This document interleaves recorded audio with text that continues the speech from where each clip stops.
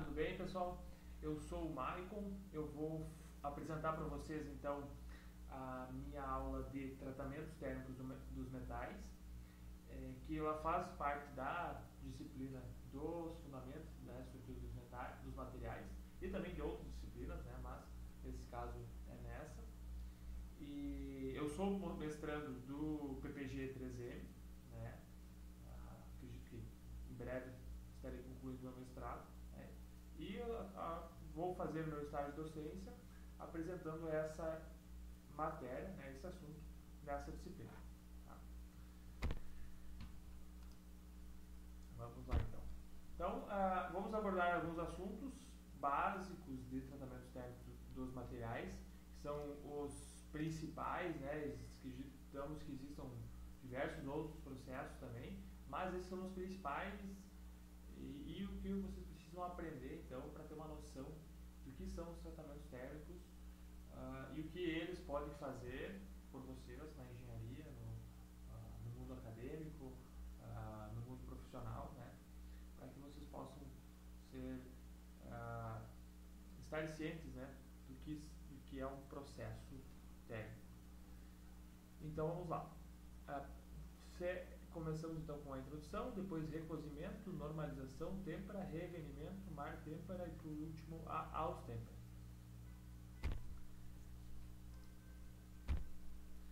Então, introdução. Então, operações de aquecimento e resfriamento controlados que visam afetar as características de aços e ligas especiais são denominados tratamentos térmicos, ou seja, todo processo térmico que um metal ou um material sofre é denominado tratamento térmico. Tá? Essas operações, então, conjunto a etapas de conformação mecânica, se denominam tratamentos termomecânicos. Então, voltado aí para mecânica. Então, a gente pode fazer processo de tratamento térmico de um metal incrivelmente a temperaturas abaixo de zero, então fazendo um resfriamento desse metal à temperatura ambiente, ou aquecendo ele a temperaturas superiores a 1000 graus, tá? Como em alguns aços são necessários. E aí varia, conforme as necessidades, características do teu processo e os teus requisitos do teu cliente ou do teu produto, você vai definir qual tratamento utilizar e aí qual a temperatura que vai se chegar, qual o tipo de metal que você vai usar, então vai definir qual temperatura você vai obter, você precisa obter para levar aquele processo, tá? E aí demais características. Então é um conteúdo bem amplo, que tem muitas variações. Tá? Eu vou passar algumas delas, né? E aí no decorrer, conforme vocês se interessarem pelo assunto ou precisarem desse assunto, vocês podem procurar mais a fundo. Vamos começar então com o recozimento. O recozimento ele visa reduzir a dureza do aço, aumentar a usinabilidade, facilitar o trabalho a frio ou atingir uma microestrutura ou propriedades desejadas. Tá? Então tem três tipos de recozimento: recozimento pleno supercrítico, subcrítico e esferoidização. Tá?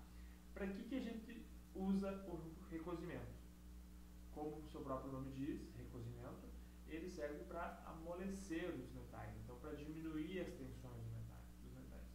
Ele é muito bom onde você tem um metal que se tornou muito duro e você precisa aliviar essas tensões. Tá? Vou comentar um pouco mais para frente aqui do processo e depois eu vou dando mais algumas aplicações práticas dele. Tá? Então ele consiste basicamente em austenitizar o ácido resfriando lentamente. Então você chega a uma temperatura acima da linha A3, né? Aí claro, se for ácidos hipoeutetoides, né? E acima de A1 se for hipereutetoides. Então tem uma variação no tipo de ácido que você vai utilizar, a temperatura que você quer chegar. Então não tem recozimento temperatura X. Então depende para qual tipo de material você vai lá, procura no livro e acha lá aço X, tantos por cento de carbono, a temperatura de recozimento vai ser X.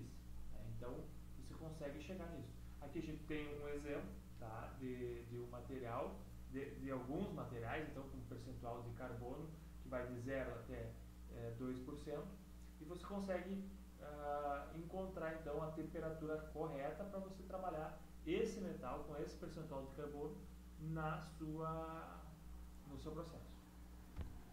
Tá? O recozimento pleno ou supercrítico, tá? Ele então pode variar de 0,5 de austenita para 99,5 de austenita, dependendo do tempo, temperatura que você vai aplicar nele. Certo? Aqui tem uma imagem também da estrutura perlítica esferoidal, tá? Como é a formação dessa estrutura. E aqui, então, essa tabela que eu acabei de falar, eu trouxe alguns exemplos aqui de metais com as suas faixas de temperatura. Vamos lá. Vou pegar o mais comum deles, que é o aço 1020. Você tem então uma temperatura de austeritização de 855 graus vou colocar o mouse aqui, 855 graus a 900 graus, tá? Então, um ciclo de resfriamento de 855 a 700. E aí você mantém até essa temperatura e depois faz o resfriamento, tá? Mas você tem que manter a um tempo, basicamente, esse recozimento, tá? Então aqui está também a faixa de dureza Brinell, que você pode considerar para esse tipo de aço, tá? Então, para se obter a estrutura perlítica, você mantém aí uma taxa de resfriamento, por exemplo, para um aço 3140, de 10 graus centígrados por hora, tá? Que se você levasse a temperatura aí a uns 700, 800 graus, você teria um longo período aí para fazer esse resfriamento, tá? Aqui, ó, 6 horas, já nos informa também, tá? Aqui, para se obter a estrutura esferoidizada, também você tem aqui os parâmetros a ser utilizados, tá? Então, legal que você tem nessas referências que eu utilizei, que depois eu vou passar no final, vocês vão conseguir olhar qual o tipo de metal que se quer e quais os parâmetros. Claro que não é um manual de como temperar ou recozir um metal, né? Mas vão ter alguns padrões que alguém que for do ramo e que tem um processo já estabelecido facilmente consegue visualizar e entender. Claro que na prática as coisas são diferentes, mas é por aí que a gente deve começar. Recozimento subcrítico, então não há formação de austenítica. Então o que ele é? É o aquecimento que se dá a uma temperatura abaixo de A1, tá? E ele é usado para recuperar a ductilidade do aço trabalhado a frio, então para você ter um aço mais dúctil, mais maleável. Quando se executam as operações de deformação a frio, a dureza aumenta e a ductilidade diminui. Então você usa o recozimento para corrigir isso. Tá? Então há necessidade de executar recozimento subcrítico antes de novas formações. Normalmente o aquecimento do aço carbono é na faixa de 595 a 675. Ele é um aço mais fácil, né, de fazer o recozimento. Então, seguido do resfriamento de ar é suficiente. Então não precisa resfriar ele a óleo, a água, então pode resfriar ele a ar mesmo. Subcrítico, né, continuando aqui o recozimento subcrítico. As principais transformações que ocorrem nesse tratamento são a recuperação e a recristalização do metal. Tratamentos de alívio de tensões também são aplicados quando se desejam reduzir tensões residuais, estruturas ou componentes após soldagens, fabricação, lixamento, dobramento, resfriamentos bruscos de temperatura. Tá? Aqui, para quem já trabalhou na área de solda, vai entender muito mais fácil, ou para quem trabalha com conjuntos soldados, ou já teve algum caso que o material quebrou, né? Aqui é um caso muito prático. Por quê? Muito se ouve falar, meu eixo ou minha barra quebrou na solda. Né? Normalmente não se quebra na solda, se quebra exatamente ao lado dela, que diz aqui a ZAC, que é a zona afetada pelo calor, né? Ou zona termicamente afetada. afetado, enfim, existem vários nomes para isso. Mas o que acontece? Quando é feita a solda, aquela temperatura, aquele material ali, ele se funde um com o outro, junto com o material depositado. E isso eleva a uma temperatura muito elevada, né? Porque o aço acabou de se fundir. Elevando essa temperatura, ela normalmente é resfriada rapidamente. Isso quando o soldador não vai lá e joga uma água em cima, né, ou algum fluido para refrigerar mais rápido, para poder pegar a peça e retirá-la ou já montar.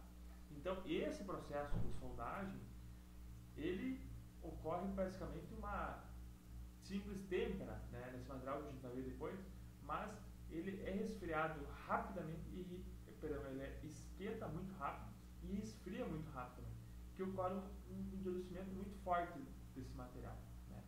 Então, o recozimento ele ajuda a aliviar essas tensões. Então, em conjuntos e componentes aonde é soldado, se você vai ter um esforço,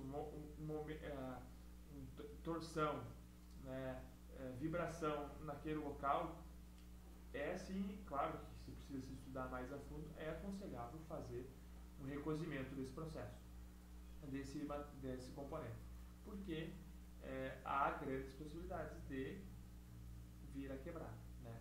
Não na solda, mas sim ao lado dela, muito próximo à zona afetada pelo calor.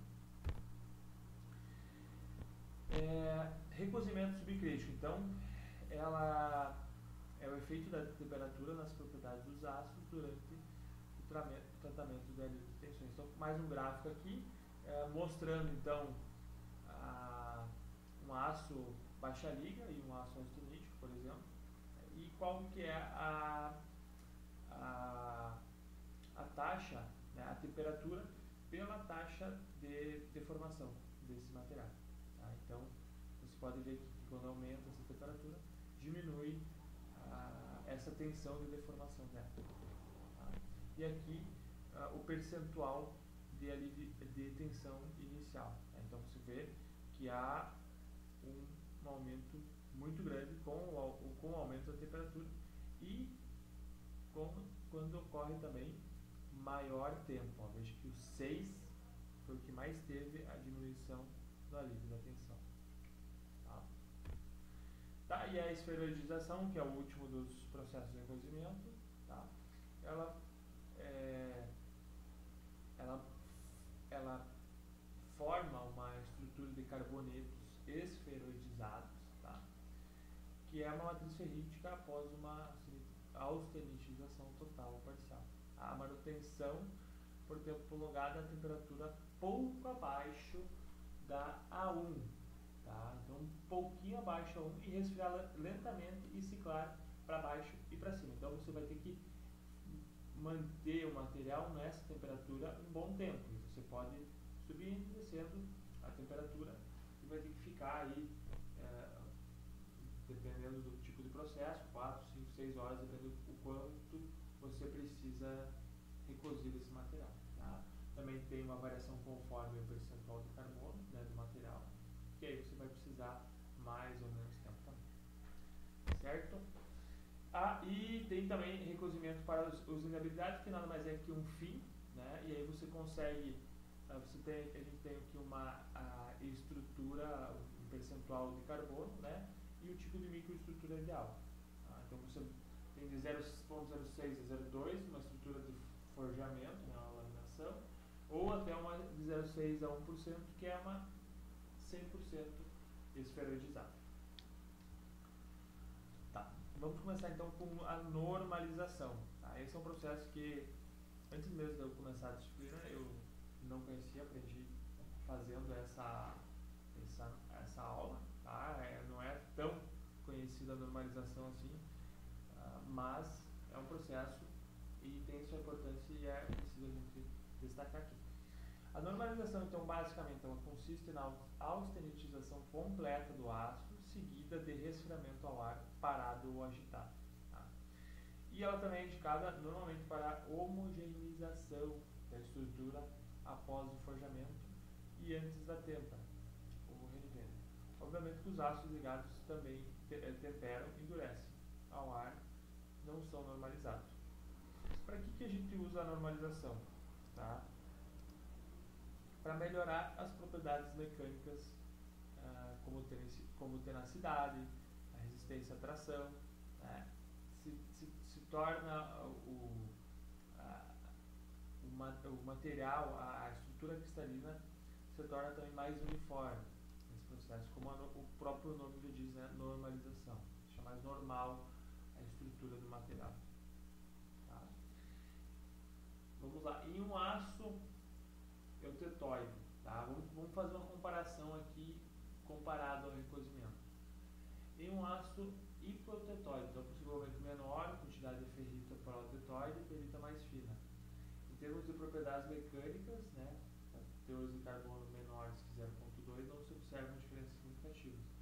Mas com o aumento do carbono, a dureza e a resistência mecânica ficam mais elevadas. Então se consegue fazer um recozimento do material, ou seja, amolecer ele, né, nesse caso não seria, mas diminuir essas tensões residuais, aumentando a ductilidade, aumentando, por exemplo, a resistência à tração, né, a tenacidade dele. Então, isso é um dos benefícios que você consegue atingir com a normalização. Tá? Aqui em alguns aços, tá? Por exemplo, vamos fazer um comparativo. Aço, pegar um 1015, então aqui já que eu destaquei o 1015. Eu tenho uma condição de laminado, normalizado, que aí é o processo ele é laminado depois feito a normalização, e tem o processo de recozido também. Veja que o limite de resistência do recozido para o normalizado, o normalizado ele é muito maior. Tá? Então eu consigo manter, você veja que do laminado para o recozimento, você perde essa resistência. Se você faz a normalização, você consegue ganhar ainda além do que já havia antes de ser laminado e sem as tensões residuais.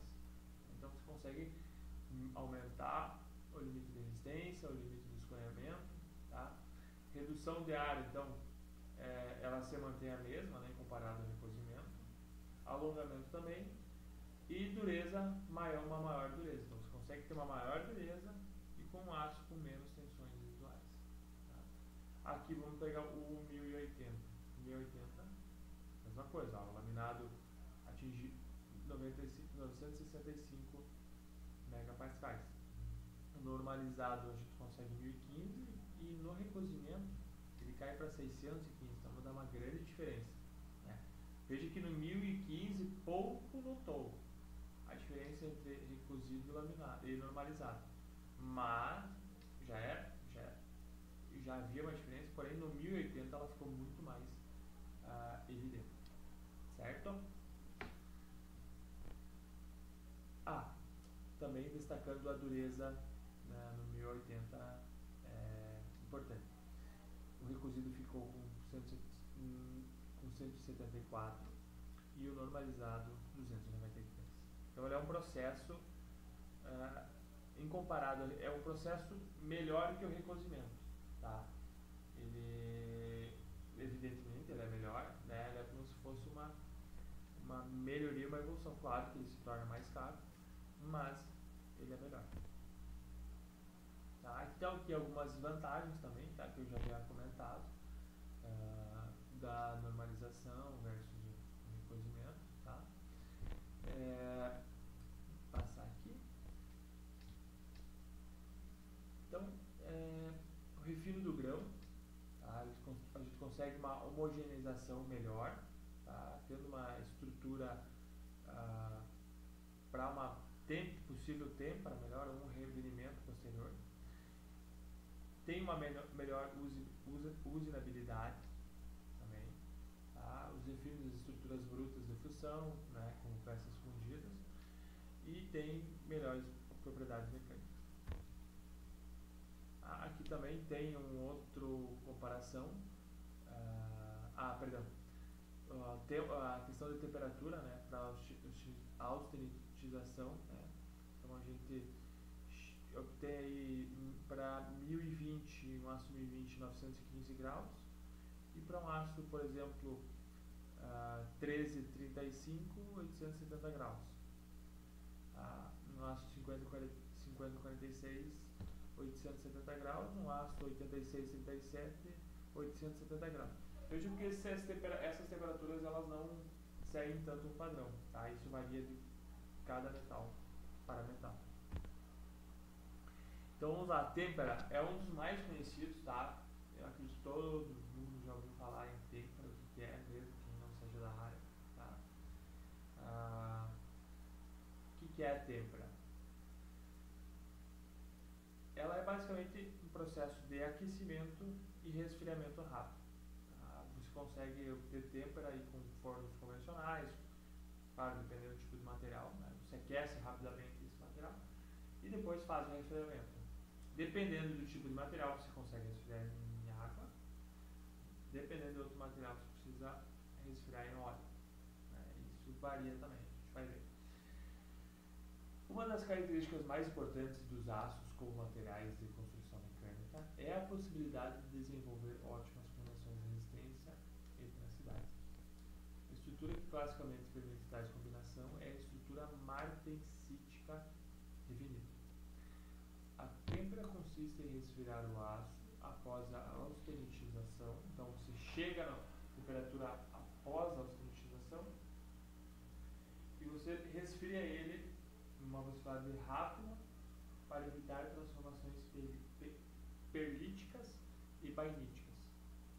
Então deste modo a gente consegue ter uma estrutura metaestável martensítica. Então é a formação da martensítica. Quando os diferentes aços apresentam uma curva ITT, né? Temperatura, tempo,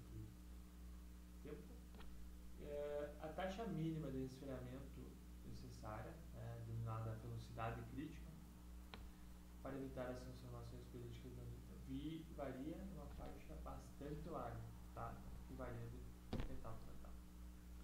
Então a gente vai apresentar então as temperaturas e curvas, tá? Então veja que não segue muito um padrão, tá? Mas aqui a gente tem um aço 1050 e uma variação de temperatura e tempo. Então para a gente chegar na temperatura correta,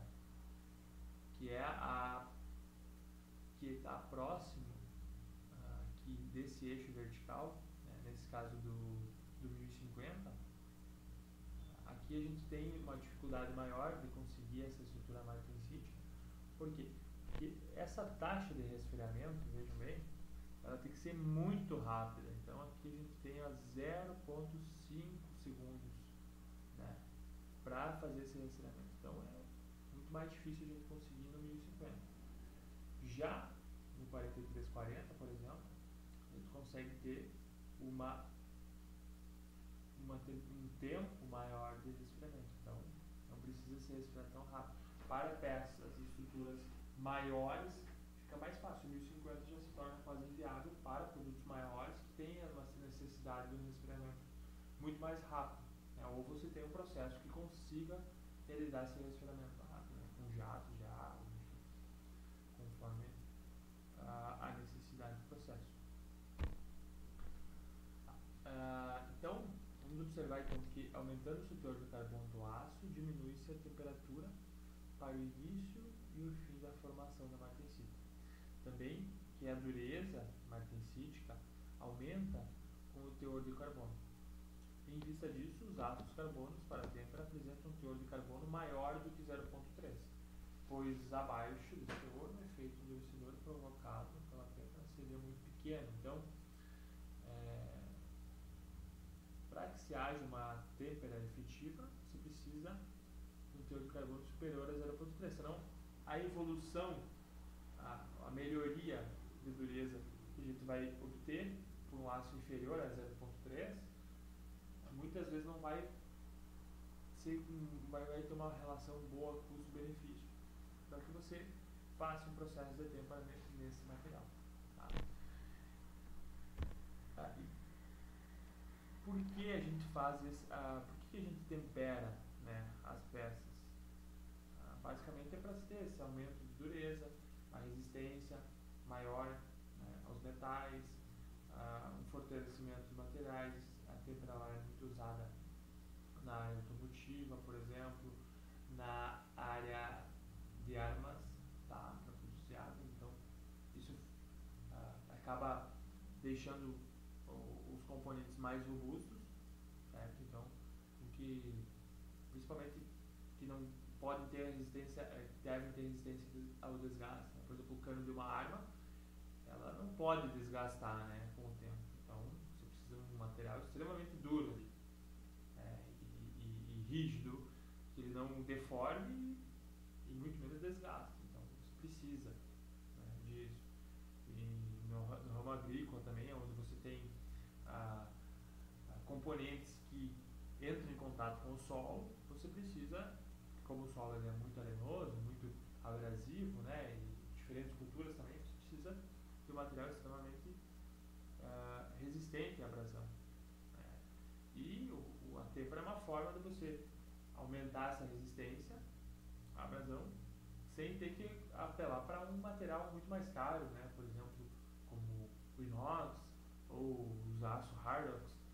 Então, você consegue melhorar essa resistência ao desgaste realizando o processo de têmpera, por exemplo. Mas seguindo aqui, então, na questão do processo, ela tem que ser a utilização total, né, em A3 ou ACM, em temperaturas entre 750 e 900 graus, seguida de resfriamento rápido em diferentes meios. Né? Para o controle da taxa de resfriamento, utiliza-se diversos meios de têmpera, como diversas capacidades de extração de calor. Os mais comuns são água pura, água com adição de sal, ou com adição de alguns polímeros, óleo e também ar. Também pode ser com outros meios gasosos, nitrogênio, argônio, mas isso encarece muito o processo, então dependendo da necessidade. O mais barato com certeza é a água.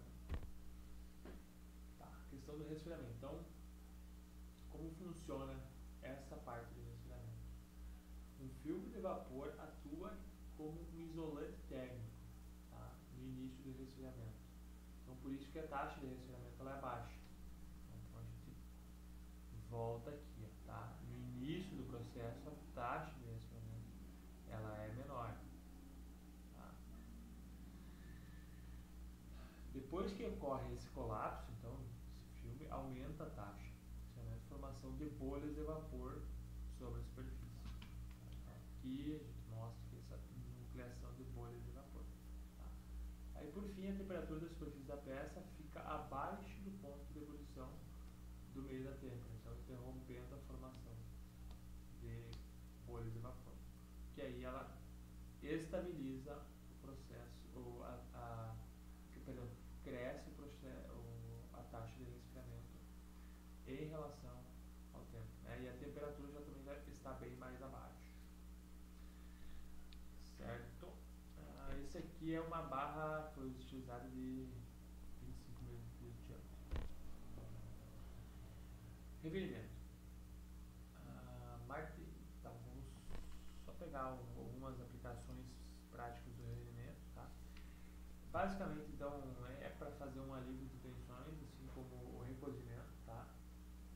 Mas aí é quando foi feito a têmpera já. Então a gente fez a têmpera e a peça ficou muito dura, ficou muitas tensões, quebradiça, e a gente precisa melhorar esse processo nesse componente. Esse aplica o revelhamento. Então ele melhora a ductilidade e melhora a tenacidade do material também. Então reduz a fragilidade. O que ocorre muito hoje no ramo automobilístico é peças que quebram antes do tempo, e isso muitas vezes ocorre por um não tratamento correto, né, depois de uma têmpera, ou esse processo de tratamento térmico não ocorreu da forma que tinha que ser e as peças quebram. Então, faça um revelhamento após até a têmpera e consegue-se obter uma ductilidade, uma tenacidade muito maior. Então, fazendo com que essa fragilidade se diminua. Tá?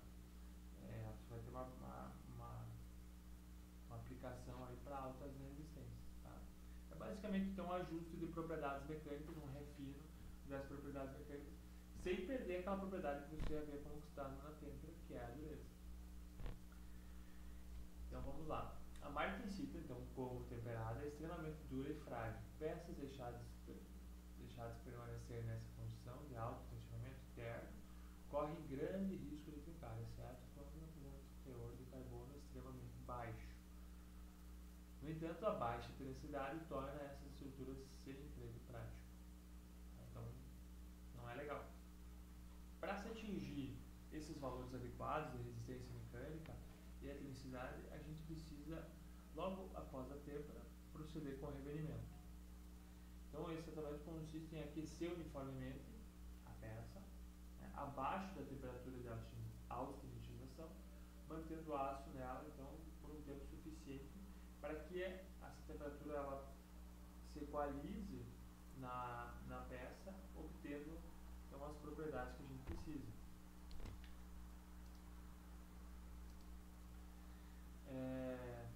Aqui de novo, né, repetindo, aquece uniformemente a peça até a temperatura abaixo da austenitização. Então, a gente tem aqui um esquema, né, aqui um pouco mais prático. O revenimento você mantém a temperatura um pouco abaixo da austenitização e fica nesse tempo, por algumas horas, até ela equalizar toda a peça, né, com todas as propriedades. Lembrando que a têmpera ela ocorre muito mais na parte externa da peça, né, não numa peça como um todo, né, como aquela própria filme, no slide anterior eu expliquei que forma esse filme de vapor, né. E no revenimento você consegue então fazer com que essa fragilidade externa, essa tensão externa que ela tinha, se distribua para toda a peça, então fazendo com que ela não se apresente mais tão agressiva como era e que consiga reduzir essa fragilidade. Então, mais um pouco do processo, né? Depois da têmpera, as peças são transferidas logo já para a área de revenimento, então depois que a peça atingir em torno de 70 a 90 graus. Né? Então, a temperatura de revenimento é selecionada a partir das propriedades e durezas que a gente precisar, que o processo vai requerer. Então, em baixa e média liga é realizado apenas por tempo mínimo de 1 hora na temperatura, e para aços de alta liga são realizados no mínimo 2 revenimentos por tempo mínimo de 2 horas em cada um deles. Né? Então, o processo aí, no mínimo, um pouco demorado. Tá? A sequência, então, desses fenômenos ocorre durante o revenimento de aços com diferentes teores de carbono, como foi mostrado. Tá? Dependendo do teor de carbono, até 0,39, a dureza cai continuamente entre 100 e 700 graus, o que acarretará um aumento da ductilidade e resistência à fratura. Essa queda de dureza durante os estágios de revenimento está associada a fenômenos distintos e dependentes da temperatura que controla a difusão do carbono. Portanto, a precipitação do carboneto de ferro, dessa forma, em temperaturas de até 200 graus, observam a segregação de carbono e a formação de carboneto, né, Fe2.4c.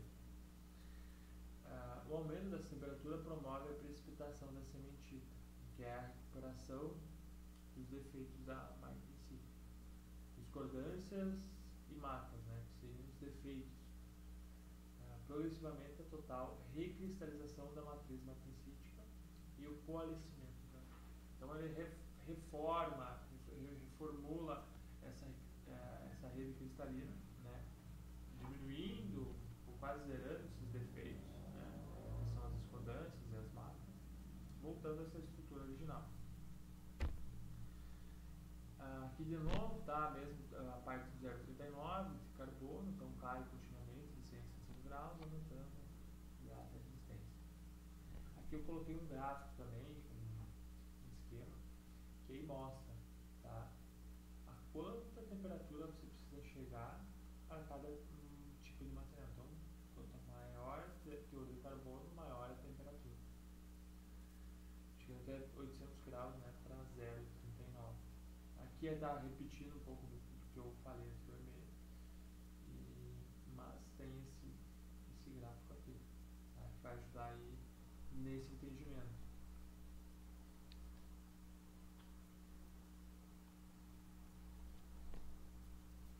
Perdão, eu expliquei o gráfico invertido, né? Aqui é a temperatura e aqui é a dureza. Então, quanto maior a dureza do material, maior é mais tempo a temperatura, mais percentual de carbono vai ter. Né? Então, aqui informa a temperatura e as fases que eu falo. Início, a segregação de carbono, tá? Carbonetos e época precipitado, carbonetos bastante, recuperação e no final a recristalização e esclarecimento da perda. Tá, aqui mostrando um pouco mais, né, da microestrutura de um aço, né, após o revenimento a 700 graus por 2 horas. Dá para se ver uma uniformidade do grão, né, onde não ocorre mais um padrão dessa estrutura cristalina da sementina, no caso.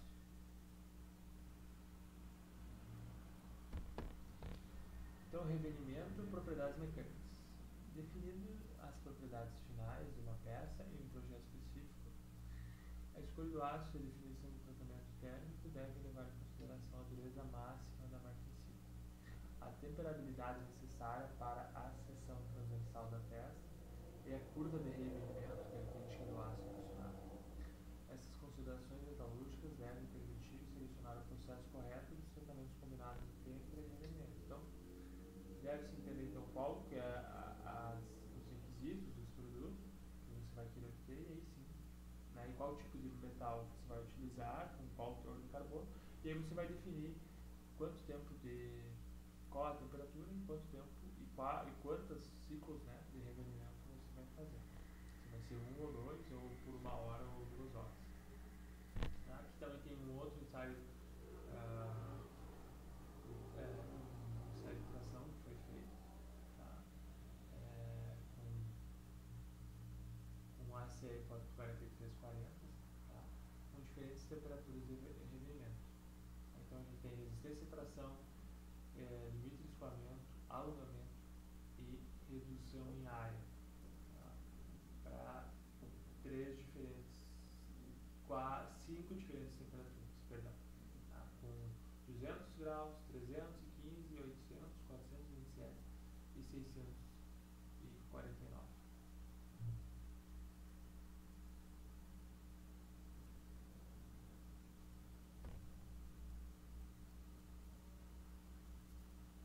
Tá, aqui também mais algumas amostras, tá? De temperado e depois revenido, temperado e depois revenido.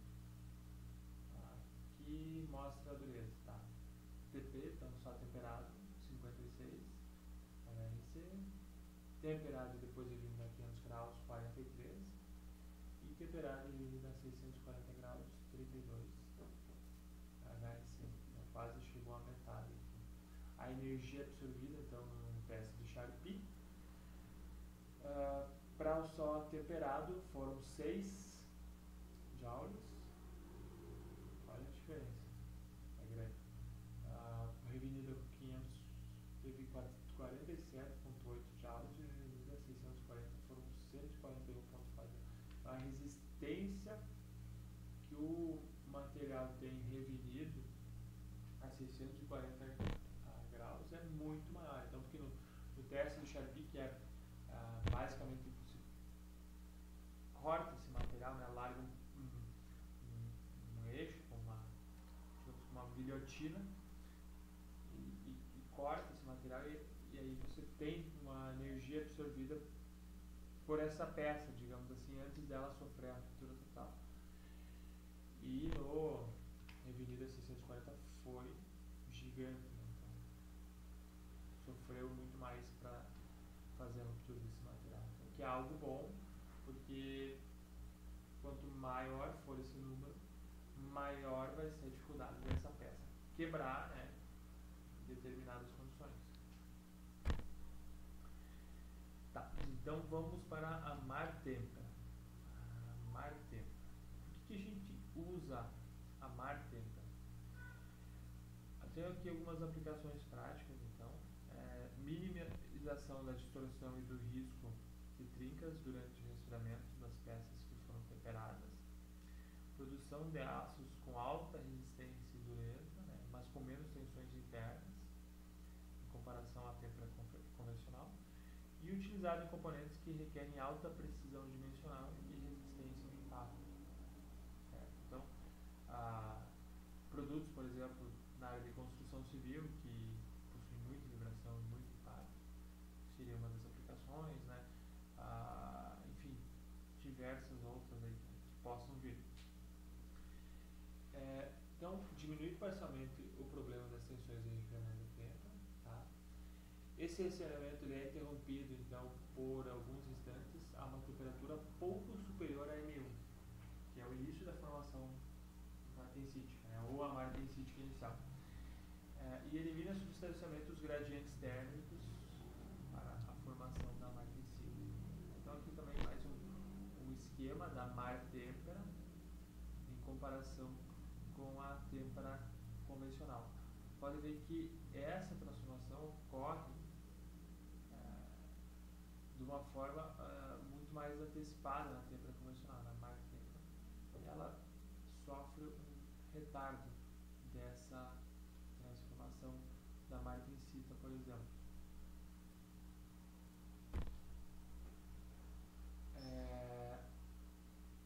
A Martempera ela emprega o banho de sal ou de óleo. O banho de sal apresenta algumas vantagens sobre o de óleo, como maior estabilidade química, opera em uma faixa de temperatura maior, e ela é mais fácil a limpeza, como é água, né, e é mais fácil de limpar vai limpar a água de uma peça do que propriamente o óleo, né. Então tem algumas vantagens também, que só é operacional acima de 160 graus, né, e apresenta perigo de explosão e alguns riscos ambientais. A Martempera então permite maior controle dimensional, como foi falado, então sobre os lotes e peças que a têmpera convencional também ocorre na Martempera, menor perda de peças por trincas e empenos.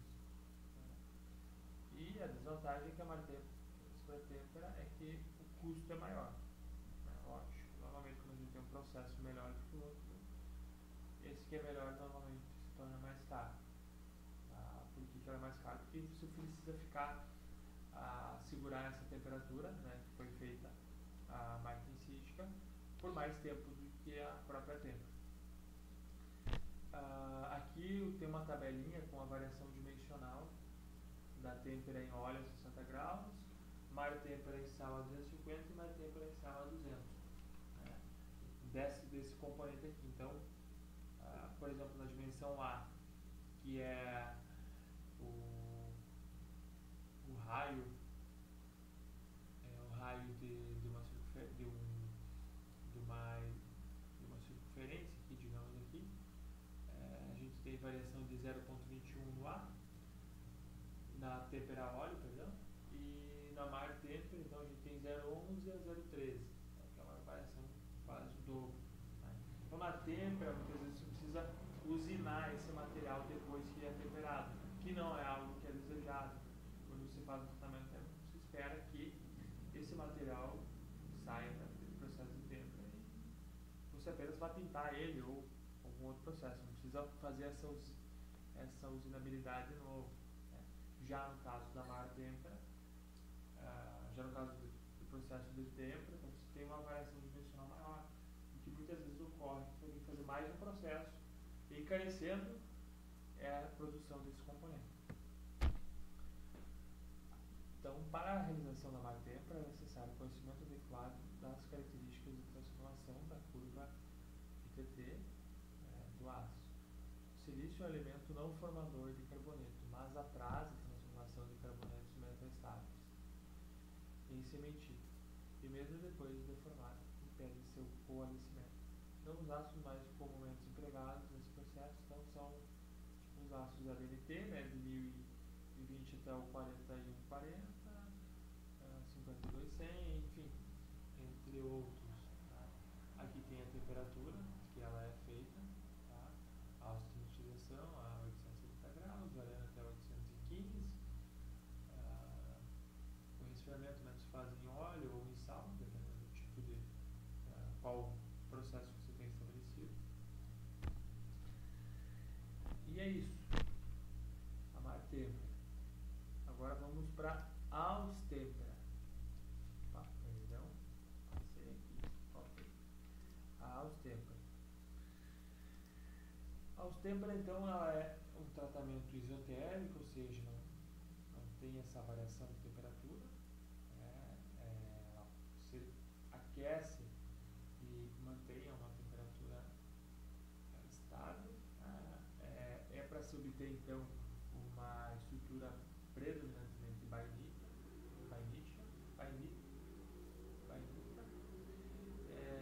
Normalmente ela é resfriada em meios líquidos, né, banhos de sais fundidos.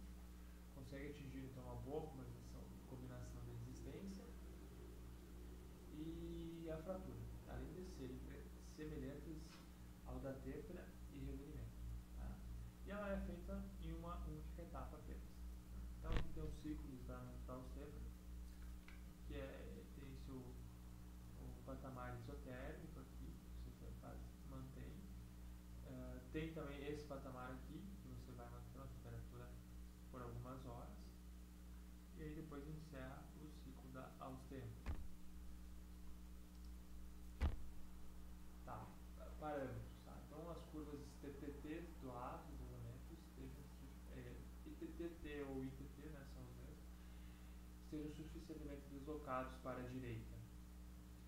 Tempos longos de transformação, a fim de evitar a formação da perlita, né, que não é algo desejado na austêmpera.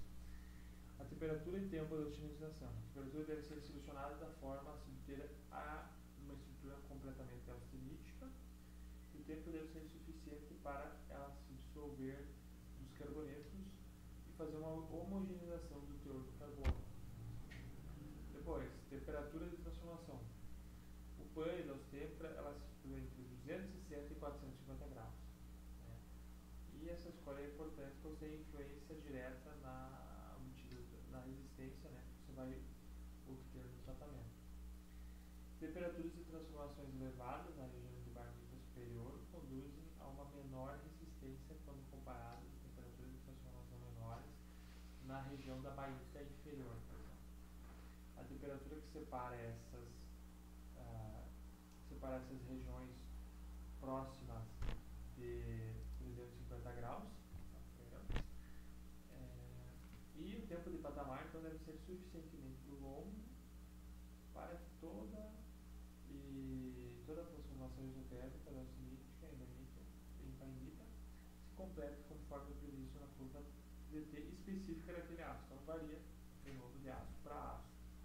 E por último, o resfriamento, tá? Que ele é o meio de resfriar, que deve garantir uma velocidade suficientemente rápida para resfriar essa ausência da formação de perlita, né? Como na têmpera também. Entre a temperatura de austenização e a temperatura de transformação da austêmpera. Então aqui tem a curva ITT, onde você consegue visualizar então o tempo em segundos, né, que ela faz, e a temperatura do material. Então você tem a formação aí da austêmpera, então cerca de 300 graus, e a magnesítica um pouco abaixo disso. Tá? Então, e a formação da perlita ela varia então de 723 a em torno de 200 e uns quebrados. Então você precisa fazer esse resfriamento rápido para que não ocorra essa formação de perlita e nem de bainita. Então a figura mostra então, para um ácido TPO de 0,8C, um ácido com alto teor observar o tempo curto necessário para o resfriamento da austenita na superfície e no núcleo de uma peça a fim de não formar a perita. Isso mostra que na seleção do aço, né, é necessário que esta possua curvas de início e transformação em tempos suficientemente longos para permitir o resfriamento da austenita até a temperatura de patamar sem que ocorra essa formação da perita. Então, é uma corrida aí para que a perita não se forme e você consegue ter a formação da austenita. Então, atinge níveis de resistência, dureza equiparáveis, mas com ductilidade e resistência à fratura superior quando comparada com têmpera e revenimentos combinados. Então, ela é melhor do que a têmpera nas questões de resistência à fratura, né, e ductilidade, tá? Mas com resistência à dureza equiparável à têmpera mais revenimento. Então, aqui tem uma comparação de aço temperado comparado a temperado e revenido. Limite de resistência pouco influencia, limite de escoamento também pouco influencia, mas um pouco maior, né, no temperado. A redução de área, então, percentual, ela é muito maior no aço temperado, né, e a dureza ela é praticamente igual, então, no aço temperado e temperado, em comparação ao temperado. Tá? Isso aqui foi uma barra de 5 mm de diâmetro com aço 1085 da SI. E então era isso, chegamos ao final da aula. Aqui são as referências, né, do Pinedo e do Silva. O Pinedo, esses dois livros são ótimos, tá? Aconselho todos que se interessam por esse ramo procurar a fundo, estudar mais, né, ou caso precisarem referências sobre esse assunto, até mesmo o processo, ou se vocês trabalham relacionado com tratamentos térmicos, procurar esses livros aí e fazer um estudo mais abordado e elaborado sobre isso. Eu fico por aqui, um grande abraço para todos vocês, um ótimo dia e bons estudos. Valeu!